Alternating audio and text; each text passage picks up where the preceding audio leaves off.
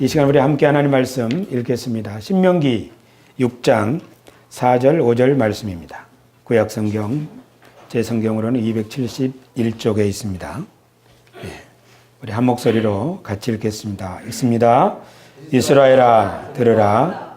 우리 하나님 여호와는 오직 유일한 여호와이시니 너는 마음을 다하고 뜻을 다하고 힘을 다하여 내 하나님 여호와를 사랑하라. 아멘. 우리 인사합시다. 하나님 여러분과 함께 하십니다. 하나님이 지금도 아멘. 하나님은 항상 일하고 계십니다. 하나님은 세상을 만드셨고 그 세상을 관리하도록 아담을 대리인으로 위임하셨습니다. 하나님은 아브라함을 부르셨고 이스라엘 민족을 하나님의 제사장 나라로 구별하셨습니다.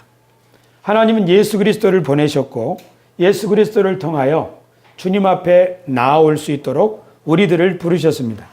그래서 우리들은 하나님의 부름받은 사람들입니다. 아멘. 동의하시면 아멘 합시다. 아멘. 우리들은 누구라고요? 하나님이 부르신 사람들이라고요. 하나님이 아마 우리들을 각자 이름을 부르십니다. 아브라함을 하나님이 부르십니다. 아브라함아 하고 부르시죠. 만약에 오늘 이 시간 여러분들 이름을 부른다면 어떻겠습니까? 하나님이 우리들을 부르셨다는 사실이 매우 중요합니다. 하나님 우리를 왜 부르셨지요? 하나님의 자녀 삼으시려고. 우리 교회는 하나님이 우리를 부르신 이유를 뭐라고 설명하는가 하면 하나님이 우리를 부르신 이유는 예수 그리스도를 세상에 나타내게 하시려고 우리를 부르셨다. 그래서 우리는 예수님을 세상에 나타내는 하나님의 대리인들이요 하나님의 청지기들입니다.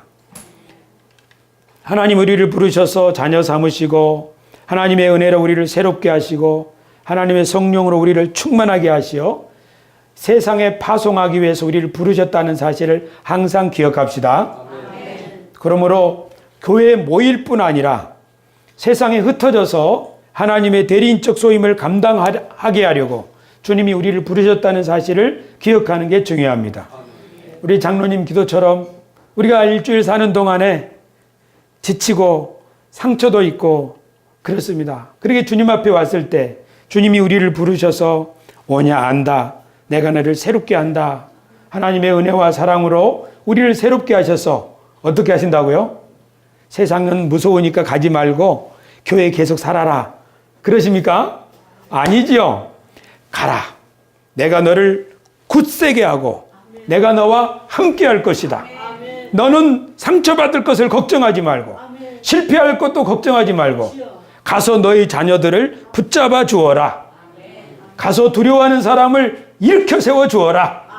하나님이 우리를 보내시려고 이렇게 부르셨다는 사실을 기억합시다. 하나님이 우리를 보내시기 전에 그냥 보내시지 아니하고 우리에게 은혜와 성령과 하나님의 말씀으로 충만하게 하시고 하나님의 전신갑주로 우리를 무장하셔서 다시 세상에 보내신다는 사실을 기억합시다. 그러므로 오늘 주님 앞에 나온 한 사람 한 사람을 한 사람도 그냥 보내지 아니하시고 왜냐하면 우리가 살려야 될 자녀들이 있습니다. 우리가 도와줘야 될 우리 친척들이 있습니다. 우리 친구들이 있습니다. 우리 직장이 있습니다. 그곳에서 하나님이 우리를 통하여 일하시려고 오늘 부르셨으니 오늘 우리들에게 은혜와 성령으로 충만케 하신다는 사실을 믿고 기대하시기를 바랍니다. 그래서 우리 다시 한번 인사합시다. 하나님이 여러분과 함께 하십니다. 하나님이 지금도 아멘. 그러므로 오늘 우리가 하나님께 예배드릴 때 이런 상상을 한번 해보십시다. 어서 오너라. 고생했다. 내가 너를 새롭게 한다. 그리고 다시 한번 내 머리에 안수하고 내가 너를 보낼 것이다. 내가 너와 함께 할 것이니까 너는 두려워하지 말아라. 내가 너를 지금까지 붙들어 주었고 앞으로도 함께 할 것이다. 지금까지 은혜를 베풀어 주었고 앞으로도 너를 통하여 내 영광을 나타낼 것이다. 내가 실수하고 내가 연약한 것 생각하지 말고 내가 너를 통해서 일할 것 그걸 생각하라. 그리고 주님이 우리들에게 두 팔 벌려서 너는 내 아들이다. 너는 내가 사랑하는 자녀다. 내가 너와 함께하리라. 그렇게 주님이 우리들에게 복을 주시고 우리들을 세상으로 파송한다는 사실을 기억하면서 하나님 오늘 예배를 통하여 나를 새롭게 하여 주옵소서. 그런 기대를 가지고 예배를 드리시기를 바랍니다. 그렇게 하면 우리가 지나간 일주일과는 달리 이 앞으로 오늘부터 시작되는 새로운 일주일을 새 마음으로 살아갈 수 있게 될 줄로 믿습니다. 여러분에게 솔직한 대답을 바라면서 이 질문을 드리고 싶습니다. 나의 일주일은 지난주하고 똑같이 살았으면 좋겠다. 입니까? 아니면 지난주보다는 더 멋진 일주일을 살고 싶습니다. 입니까? 지난주하고 똑같이 살았으면 좋겠습니까? 아니죠. 하나님, 지난주보다는 달리 살고 싶어요. 그렇다면 하나님이 그 달리 살 수 있는 길을 열어주시기 위하여 오늘 우리를 부르셨다는 사실을 믿으시기 바랍니다. 그러니까 이 시간 마음을 활짝 열고 하나님, 내 미래는 과거와는 달리 살고 싶습니다. 내가 살아가는 모든 일에 주님이 함께하여 주옵소서. 오늘 하나님께 진심으로 예배드리겠으니 하나님의 은혜와 능력으로 충만케 하여 주시고 나를 만나는 우리 자녀들이, 나를 만나는 우리 사람들이 나를 통하여 하나님의 형상을 발견하게 하여 주옵소서. 그런 마음으로 예배를 드리고 하나님의 말씀을 듣게 되시기를 축원합니다. 기독교는 예수 그리스도가 이 땅에 오신 이후로 2000년의 세월이 지났습니다. 그리고 저 중동의 유대 땅에서 시작해서 소아시아와 그리스와 유럽을 지나서 지금은 온 세상에 기독교가 퍼졌습니다. 기독교는 긴 시간 동안, 무려 2000년 동안, 그리고 많은 땅을 지나오면서 그 땅에 살고 있는 사람들이 가지고 있는 생각과 철학에 도전을 받았습니다. 그렇게 하면서 기독교 신앙은 그 순수한 본질을 새롭게 하면서 오늘 우리들에게까지 이르렀습니다. 처음에 기독교 신앙은 새로운 세상을 꿈꾸는, 즉 하나님의 나라를 기대하면서 메시아를 대망하는 사람들로부터 시작되었습니다. 하나님의 아들이 구세주께서 이 세상에 오시면 세상이 새로운 세상이 될 것인데 하는 그 메시아가 언제 오시는가를 소망하는 유대인들로부터 이 기독교 신앙은 시작되었습니다. 그래서 예수님이 이 땅에 오셨을 때 사람들은 우리가 기다리던 그분이 오셨구나 하면서 예수님과 더불어 살아가는 새로운 세상, 그리고 하나님께 진심으로 예배하면서 이 땅에 하나님의 대리인으로 살아가는 그런 희망을 가진 사람들로부터 기독교 신앙은 시작되었습니다. 처음에 그 사람들은 갈릴리에서 시작한 어부들이었고 사회적으로는 소외된 계층의 사람들이었습니다.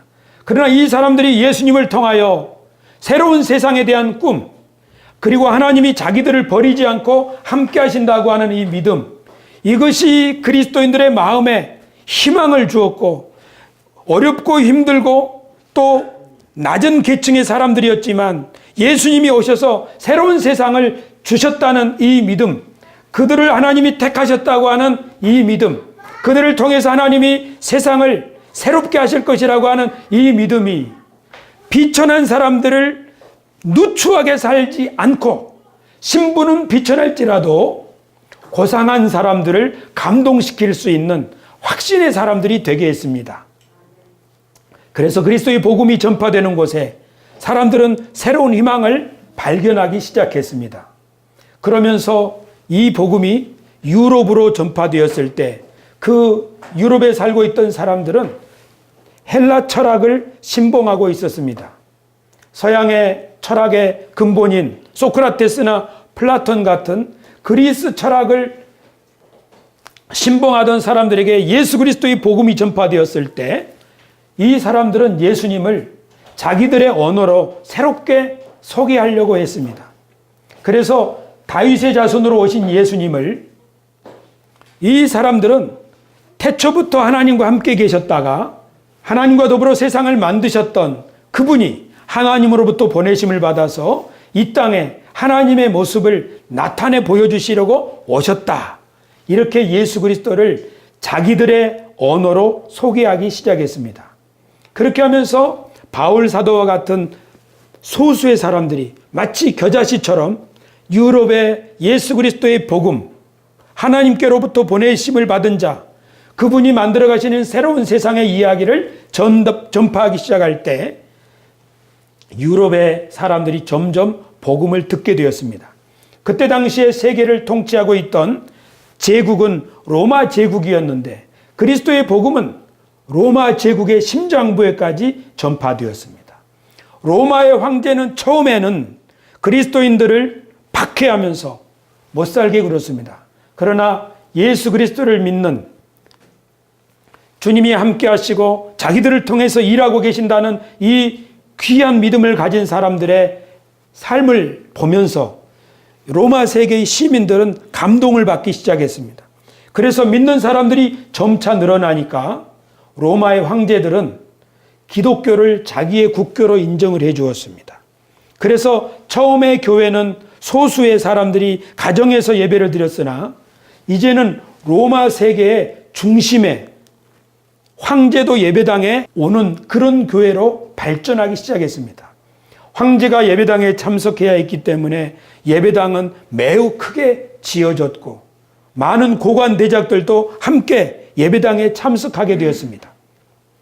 처음에 기독교 신앙은 매우 작은 소수의 사람들로 시작했습니다.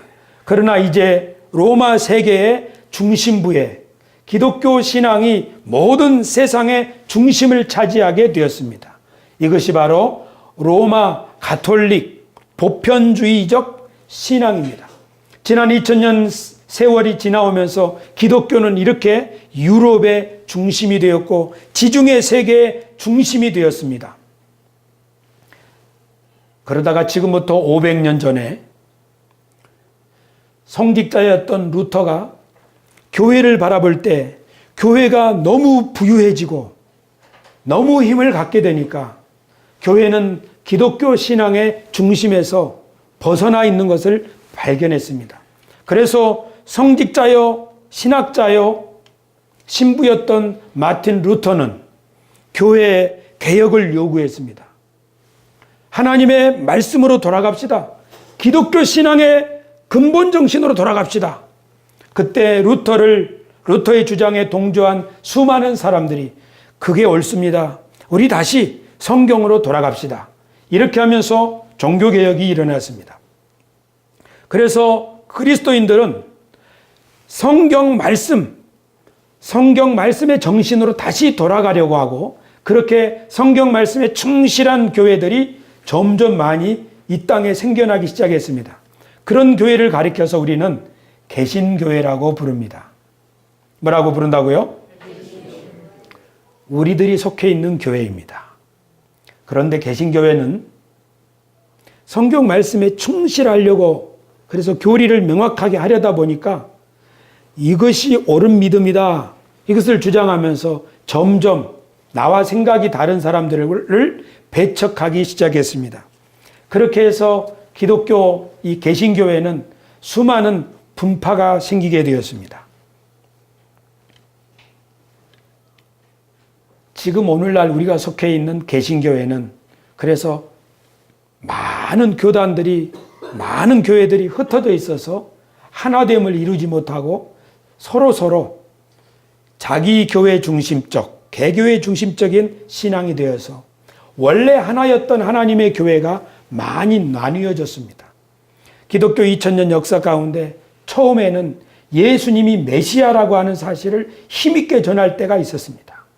또 어떤 시절에는 이단 사상을 배척하고 진실하고 건강한 신앙이 무엇인가를 정하기 위해서 골몰하던 시절도 있었습니다. 기독교 신앙의 어떤 시절에는 선교에 힘을 가하면서 땅끝까지 복음을 전해야겠다고 노력하던 시절도 있었습니다. 그리고 조금 전에 말씀드린 것처럼 성경 말씀에 충실하려고 하던 시절도 있었습니다. 그런데 지금 이 순간 우리 기독교회의 과제는 너무나 많이 흩어져 버린, 너무나 많이 분열되어 버린 하나님의 교회를 하나로 모으는 것, 아니 서로 손을 잡고 하나님의 나라를 세워가는 것, 한 마음이 되는 것, 이것이 오늘날의 중요한 과제입니다. 이것이 바로 일치운동이라고 합니다. 지금 우리 기독교회는 전 세계적으로 하나님의 복음을 증거할 뿐 아니라 세계의 그리스도의 복음이, 그리스도의 신앙이 무엇인지를 바르게 나타내기 위해서 기독교회는 하나가 될 필요가 있습니다. 우리가 만약에 하나가 되지 못한다면 예수 그리스도의 몸은 나눠지고 말 것입니다. 그래서 우리 기독교회는, 오늘날의 기독교회는 이단을 분별하는 것도 중요하고 선교를 하는 것도 중요하지만 오늘날 중요한 과제 중에 중요한 문제는 교회들이 서로 하나 되는 것입니다. 그래서 서로 손잡고 이 세상에 하나님으로부터 받은 소임, 곧 하나님의 은혜의 복음을 만천하에 전하여 지구촌에 닥치고 있는 세계적인 당면 과제요 위험들을 함께 물리치고 새로운 세상, 그리고 번영과 평화가 있는 세상을 열어가는 것, 이것이 그리스도인들의 소임이라고 저는 믿는데 여러분도 동의하시면 아멘 해주시기 바랍니다. 하나님이 우리를 부르실 때 우리들 세상에 파송하기 위하여 부르셨다고 하셨습니다. 하나님이 모든 교회를 그렇게 하나님의 뜻을 이루기 위한 대리인으로 부르셨습니다. 그런데 그 교회들이 서로 오합지졸처럼 서로 경쟁하는 관계에 있다면 하나님의 뜻이 어떻게 이루어지겠습니까? 그래서 우리들은 지금 오늘 이 시대에 하나님의 뜻에 동참할 수 있는 교회가 될 수 있기 위하여 어떻게 하면 분파되지 않고 분열되지 않고 서로 손잡고 하나 되어 하나님의 뜻이 하늘에서와 같이 이 땅에서 이루어질 수 있겠는가? 그것을 함께 공부하고 그렇게 동참할 수 있기 위하여 기독교 신앙의 근본 본질에 대해서 공부하고 있습니다. 우리가 기독교 신앙의 근본, 그것을 잘 공부하고 그것이 우리 삶 속에 잘 적용되어진다면 이 세상을 새로운 세상으로 만들어가는 일에 교회가 서로 손잡고 함께 합심하는 일에 큰 도움이 되리라고 저는 믿습니다. 교회가 새로운 세상을 만들어가려고 할 때 이 세상에 어떤 사람들이 돈을 가지고 경제력을 가지고 세계를 통일시키겠다 또는 권세를 가지고 세계를 통일시키겠다 하는 그런 생각과 우리는 전혀 다릅니다. 우리 그리스도인들은 예수 그리스도의 정신을 따름으로 이 세상에 새로운 세상을 열어가라고 하나님께로부터 부르심을 받은 사람들이라고 저는 믿는데 여러분도 믿으면 아멘 합시다. 우리들이 생각할 때 목사님 교회에 오면 마음의 위로도 받고 당연히 위로받아야죠. 교회에 오면 하나님이 주시는 복도 받고 당연히 복도 받아야죠. 교회에 오면 마음의 쉼도 누리고 당연히 그래야죠. 근데 목사님 초장부터 왜 이렇게 어려운 얘기를 하시는 거예요? 내 지금 집안도 살리기 힘들고 내 인생 건사하기도 힘들고 그리고 내 직장 생활도 힘들어 죽겠는데 이 수고하고 무거운 짐 위에 이 세상을 책임지라고 하는 듣도 못한 보도 못한 무거운 짐을 내 어깨에 올려놓으시면 나는 어떻게 하라고 그렇습니까? 이런 생각을 할 수 있습니다. 그런데 여러분, 유치원 아이가 질 수 있는 짐이 있습니다. 그리고 대학생이 질 수 있는 짐이 있습니다. 하나님은 우리를 오래전에 부르셨습니다. 그래서 우리로 하여금 처음에는 유치원 어린 아이처럼 초등학생처럼 우리들을 싸매시고 돌보시고 은혜 주시고 격려하시고 하셨습니다. 그리고 지금 우리 세수만 교회는 37년이 되었습니다. 37살이면 어떻습니까? 아직 어린아이가 아니죠. 우리들의 신앙 연조도 제법 깁니다. 우리들은 언제까지나 하나님 저 좀 도와주세요. 이 신앙에 머물러 있어서는 안 될 것입니다. 하나님은 우리와 함께 하시는 거 맞습니다. 그러나 하나님은 우리들을 통하여 마침내 이루고자 하는 일이 있으신데 그 일을 이룰 수 있도록 우리에게 은혜도 주시고 성령도 주시고 능력도 베풀어 주시고 역사하실 줄로 믿습니다. 우리가 만약에 나 혼자의 나의 가정에 매몰되어 있다면 우리 삶 가운데 하나님의 능력은 나타나지 않습니다. 그러나 우리가 하나님의 뜻을 믿고 하나님이 하시는 일에 나도 동참하기를 원합니다. 그렇게 믿음으로 나아간다면 구약의 요단강이 갈라지고 여리고가 무너지는 그런 일이 있던 것처럼 하나님은 하나님의 뜻에 순종하며 나아가는 그들을 통하여 하나님의 능력을 베풀어 주실 줄로 믿습니다. 할렐루야. 그래서 우리가 지금 뭘 배우고 있다고요? 기독교 신앙의 본질이 무엇인가? 그 본질을 통해서 작은 차이를 가지고 내가 맞니 네가 맞니 우리 교회가 맞니 너희 교회가 맞니 싸우지 말고 기독교 신앙의 본질을 통해서 서로 그 공감대를 이루면서 특징은 다르고 다양한 특징을 가지고 있지만 그리스도 신앙의 근본 정신을 가지고 목표에 한 마음으로 서로 연합할 수 있다면 오늘 우리가 사는 이 시대는 새로운 세상을 위한 첫 출발을 내디딜 수 있으리라고 믿습니다. 지난 시간에 저는 기독교 신앙의 본질을 구성하는 3가지 요소 그것을 말씀드렸습니다. 첫째는 원리가 아니라 한 분 하나님을 믿는 신앙, 교리가 아니라 우리의 최고의 모범이신 예수 그리스도를 따르는 신앙, 그리고 율법이 아니라 우리 속에서 우리를 이끌어 가시는 성령을 따라 살아가는 삶, 이것이 기독교 신앙의 본질이라고 했습니다. 그러니까 우리가 한 분 하나님 그리고 우리의 최고의 모범이신 예수 그리스도를 따르고자 하는 사람들 그리고 성령을 쫓아 살아가고자 하는 사람들 그런 마음만 있다면 우리는 누구와도 서로 손잡고 함께 하나님 나라를 세워갈 수 있다는 사실을 꼭 기억해야만 하겠습니다. 오늘은 이 3가지 중에 첫 번째 한 분 하나님 신앙입니다. 오늘 우리가 읽었던 말씀 이스라엘아 들으라 우리 하나님 여호와는 오직 하나이신 여호와시라고 말씀합니다. 그리스도인들은 하나님을 한 분 유일하신 하나님이라고 믿고 있습니다. 유대인들도 우리와 마찬가지로 신명기 6장에 있는 이 말씀대로 하나님을 한 분 하나님이라고 믿고 있습니다.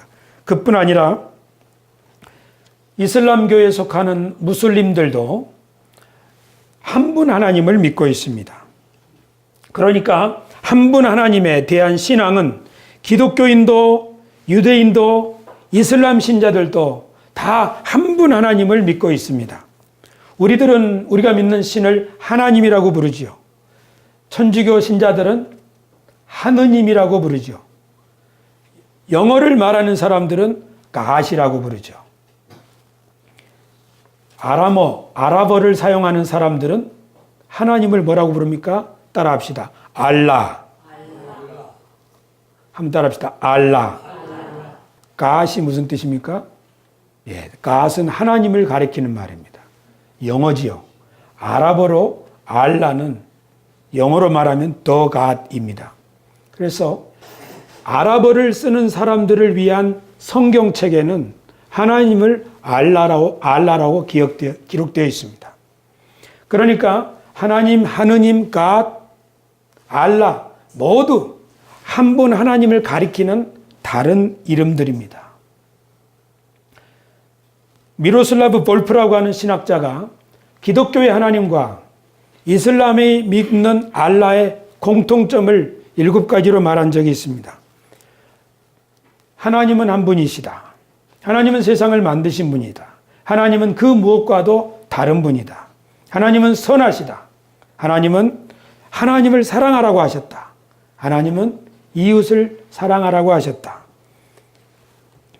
그리고 하나님을 사랑하는 사람은 입이 아니라 행동으로 하나님을 이웃을 사랑함으로 하나님을 사랑한다고 하는 표시를 나타내라고 했다고 하는 것입니다. 이 7가지는 우리가 믿고 있는 하나님을 잘 보여주고 있는데 이슬람교를 믿고 있는 무슬림들도 그렇다는 겁니다. 이분이 볼프라고 하는 신학자가 미국의 예일 대학교에서 신학과 윤리학을 가르치고 있는데 이분이 쓴 알라라고 하는 책에서 기독교의 하나님과 이슬람의 하나님은 같은 분인가? 이런 질문을 하면서 그 책에 그렇다라고 대답을 합니다. 이 사람은 지금은 없어진 나라 유고슬라비아에서 태어나서 기독교인들과 무슬림들이 갈등하고 있는 그 나라에서 무슬림의 신자들, 기독교 신자들, 그리고 본인은 그리스도 신학자로서 그리고 유대인들과의 교류를 통해서 연구하고 내린 결론이 바로 이것입니다. 그래서 이분은 지금 종교와 인류 공용의 문제, 세계화와 화해의 문제를 연구하는 신학자입니다. 제가 이분의 책을 읽으면서 내 생각이 얼마나 편협했는가 하는 사실을 다시 한번 생각할 수 있었습니다. 하나님은 한 분이십니다. 그런데 미로슬라브 볼프의 책을 읽으면 이슬람의 하나님과 기독교의 하나님은 같은 분이라 하는데 왜 무슬림과 기독교인들은 끊임없이 이렇게 전쟁을 하는가? 그리고 TV를 보면 복면을 쓰고 이 이슬람의 테러 분자들이 사람들을 죽이고 또 자살 폭탄 테러하면서 뭐라고 외칩니까? 알라후 아크바르, 알라가 더 위대하다 하고 외치면서 폭탄 테러를 하는 거죠. 그런 것을 볼 때 도대체 알라와 우리가 믿는 하나님은 절대 같은 하나님이 아닐 텐데 저들의 행동하는 것을 보면 무슬림들의 과격적인 행동을 보면 어떻게 알라와 우리가 믿는 자비로우신 하나님이 같은 분이라고 할 수 있는가 그런 생각을 하게 됩니다. 이슬람의 과격 극단주의자들의 삶을 볼 때 그렇다는 말입니다. 그런데 우리가 기억해야 될 것은 기독교에도 극단주의자들이 있습니다. 그래서 몇몇 기독교인들의 일탈 행위를 보고 모든 그리스도인들이 다 그렇다 이렇게 말하는 것은 옳지 않을 것입니다. 우리 속된 말로 예수 믿는 것들은 다 저래 이런 말을 들을 때 우리 기분이 어때요?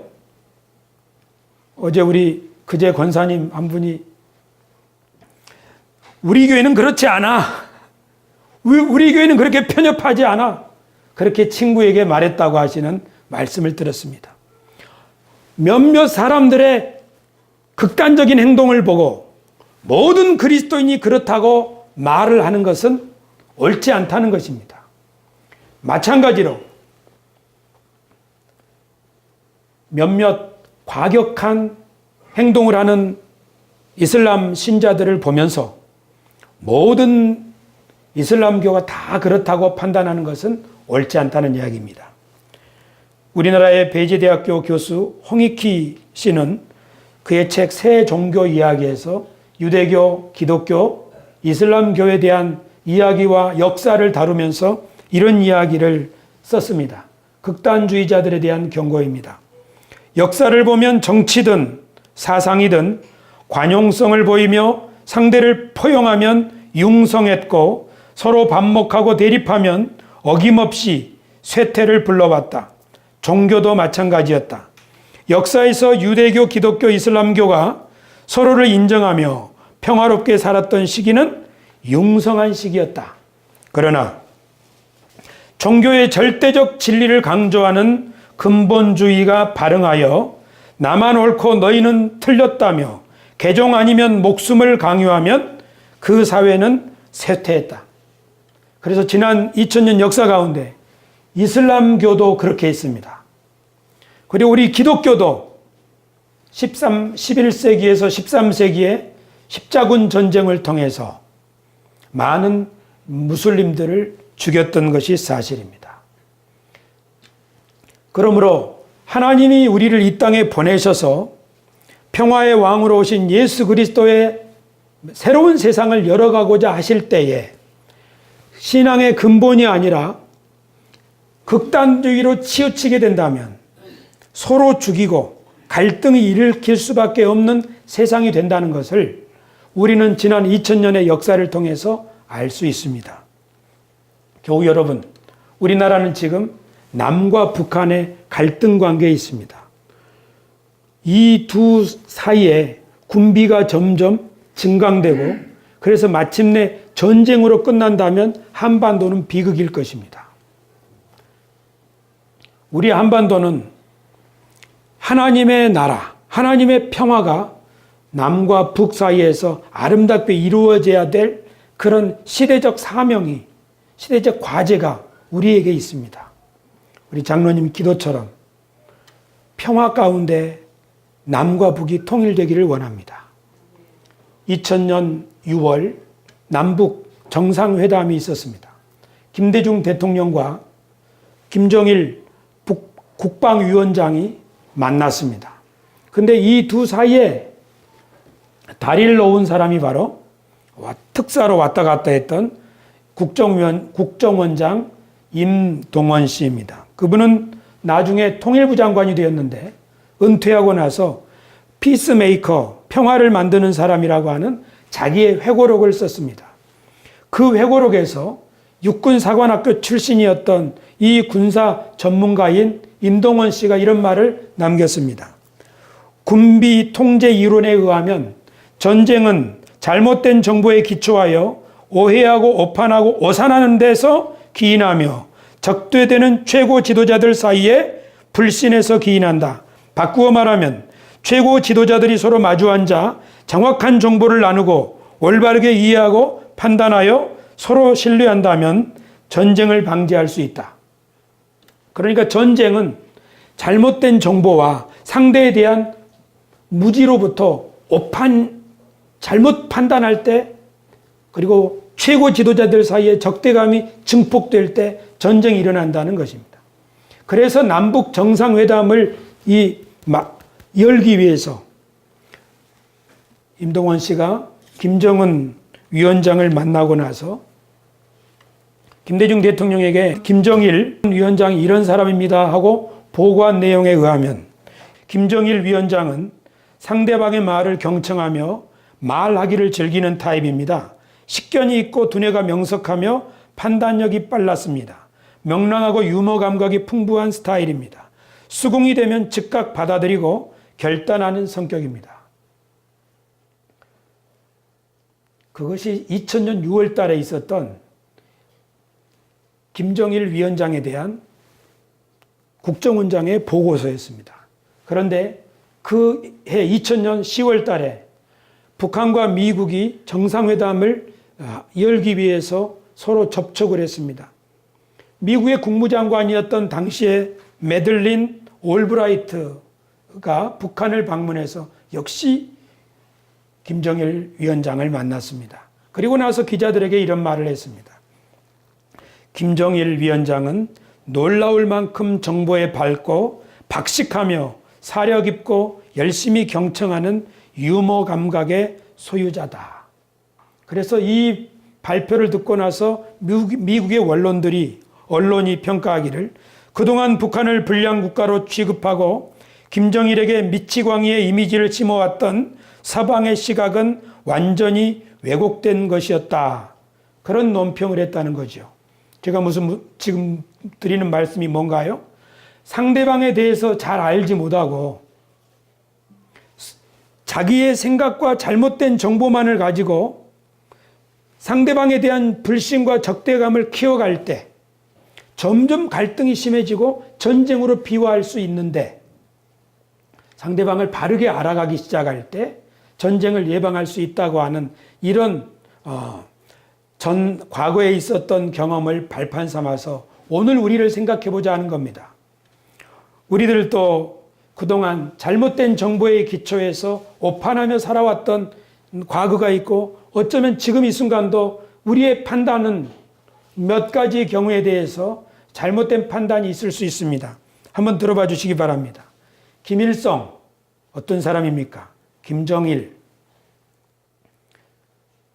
이슬람교는 폭탄 테러를 일삼는 IS를 통해서 우리는 이슬람교를 이해하려고 했습니다. 우리는 마리아 앞에서 기도하는 사람들을 보면서 천주교를 이해하려고 했습니다. 우리는 이슬람 신자들을 한 손에는 코란을, 한 손에는 칼을 들고 개종을 강요하는 그런 폭력적인 사람들이라고 생각을 하며 살아왔습니다. 우리는 유대인들을 가리켜서 예수님을 십자가에 못 박아 죽인 율법주의자들이라고 간단하게 평가해버리고 있습니다. 지금까지 태어나면서 한 번도 유대인과 얼굴을 마주하고 대화도 안 해봤으면서 우리들은 그렇게 생각하고 있다는 겁니다. 이슬람 신자들은 우리 기독교인들을 뭐라고 이해하고 있는지 아십니까? 새 종교 이야기에 보니까 이슬람 신자들은 기독교인들을 한 손에는 성경을, 한 손에는 폭탄을 들고 개종을 강요하는 사람들이라고 이해하고 있습니다. 이것이 맞는 이야기입니까? 우리가 이슬람 신자들을 향하여 예수님을 믿으라고 성경을 들이대고 안 그러면 폭탄으로 죽이겠다고 기독교가 그렇게 하는 종교입니까? 그렇지 않습니다.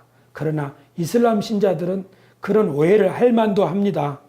왜냐하면 미국에서 벌인 이라크 전쟁 이런 걸 생각할 때 그 땅에 미국이 폭탄을 던질 때 그 속에 있던 이슬람 신자들은 기독교를 믿는다고 하는 미국의 나라에서 우리들에게 개종 아니면 폭탄을 던진다고 하는 생각을 할 법도 합니다.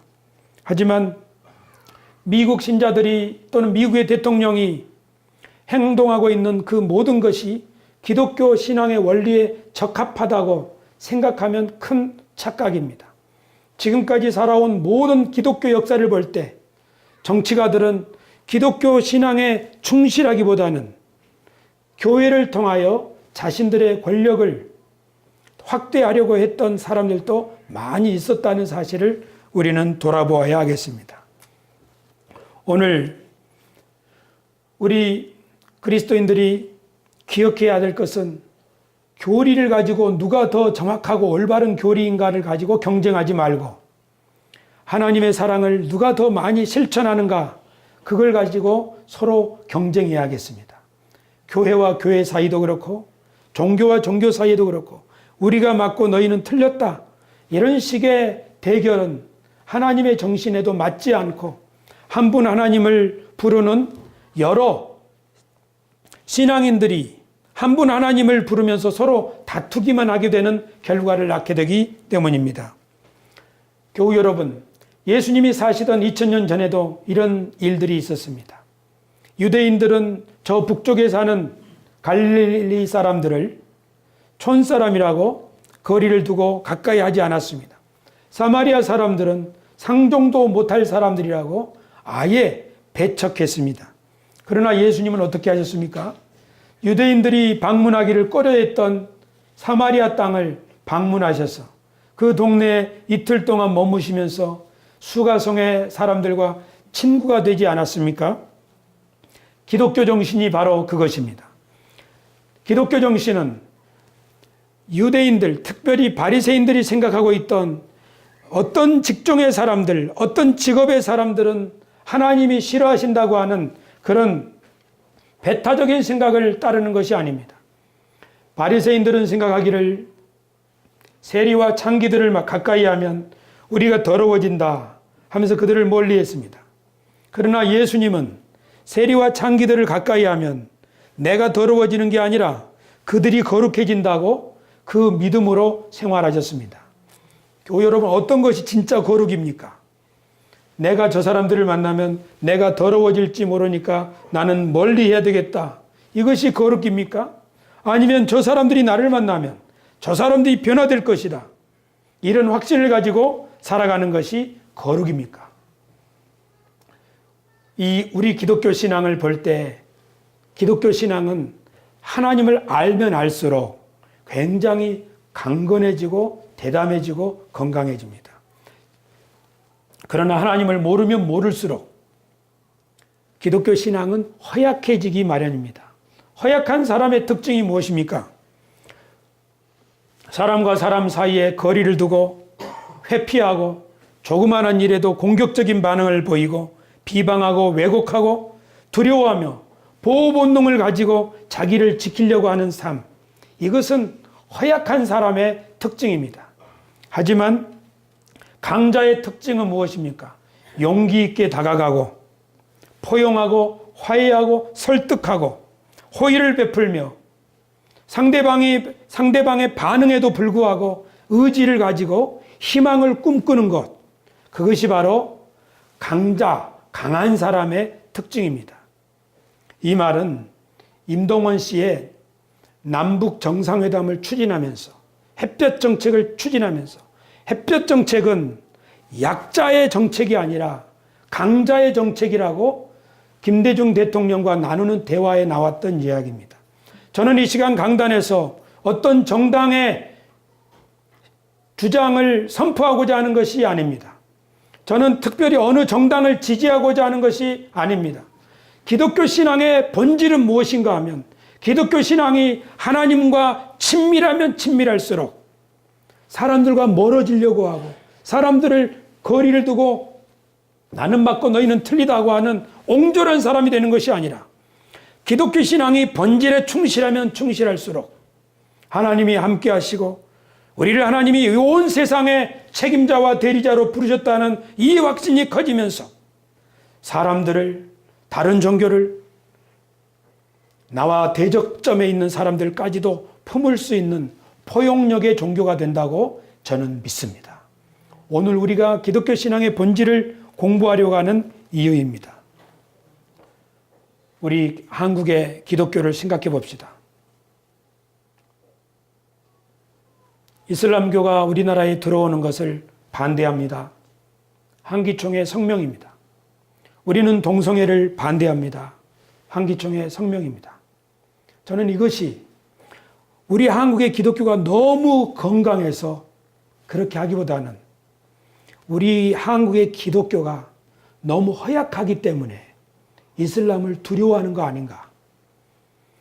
성소수자들을 품을 수 있는 넉넉함이 부족하기 때문에 바리새적 그런 교리적 순수함만을 추구하고 있는 것 아닌가. 저는 그렇게 생각해 봅니다. 우리들의 신앙생활도 마찬가지입니다. 우리 한 교회에서 다른 사람들과의 관계를 갈등과 따돌림과 이렇게 살아간다면 우리들은 약하다, 편협하다 하는 것을 나타내는 것입니다. 우리가 주님을 진심으로 배우고 사랑하고 알아갈수록 우리 교회는 교회 안에서도 화평을 이룰 뿐 아니라 건강한 기독교를, 한국의 기독교를 세워나가는데 일조할 수 있으리라고 믿습니다. 교우 여러분, 그러므로 우리가 교리적 우월성을 자랑하기보다는 하나님을 진심으로 사랑하는 일과 이웃을 사랑하는 일에 그 선한 일에 경쟁을 하는 우리 교회가 됩시다. 그래서 마지막으로 우리 기독교 신앙의 본질을 공부하고자 하는 우리 교회는 세 가지의 힘을 기울여야 하겠습니다. 첫째는 우리가 믿고 있는 기독교 신앙의 근본 정신을 힘써서 배웁시다. 두 번째는 우리와 다른 생각을 가지고 있는 사람들과 종교에 대해서도 열린 마음을 가지고 그들이 무엇을 믿고자 하는지 알아보려고 합시다. 마지막으로 예수님이 말씀하신 가장 큰 계명, 하나님을 사랑하고 이웃을 사랑하는 일에 그 일에 실천하는 일에 우리의 힘을 기울입시다. 이렇게 하는 것이 우리 건강한 교회를 지향하는 새 시대를 위한 하나님의 그루터기 교회인 우리 교회가 힘쓸 일이라고 믿습니다. 우리 교회 저 뒤편에 있는 칠판에 이런 글을 누가 써놨습니다. 미로슬라브 볼프의 말입니다. 우리가 어떤 신을 예배한다고 말로 고백하는 것은 별로 중요하지 않다. 우리가 믿는 신은 우리의 열매로 드러난다. 교회 여러분, 오늘 한 분 하나님을 믿는 이 신앙을 가지고 그 기독교 신앙의 본질에 집중해서 나아가노라면 우리 교회도 우리 지역사회도 그리고 우리 자녀들도 장차 이 세상을 새로운 세상으로 열어가시는 하나님의 일에 동참할 수 있는 사람이 되리라고 믿습니다. 오늘 우리를 부르신 하나님이 우리를 세상에 보내실 때 세상을 넉넉히 품을 수 있는 하나님의 백성으로 우리를 준비시켜서 보내시리라고 확신합니다. 이 믿음을 가지고 살아갑시다. 기도하겠습니다. 존귀하신 아버지 하나님, 꿈이 없는 인생은 망하며 꿈이 없는 인생은 삶의 활력도 잃어버리게 되는데 저희들 하늘로부터 오는 하나님의 꿈으로 다시금 새롭게 되기를 원합니다. 설득하시고 새롭게 용기를 주시고 우리를 포기하지 않으시는 하나님께 저희들 설득되기를 원합니다. 저희의 연약함과 세상의 황량함에 우리의 시선이 고정되지 말게 하여 주옵시고 능력으로 그리고 새로운 세상을 열어가시는 하나님을 고개를 들어 바라볼 수 있게 하여 주옵소서.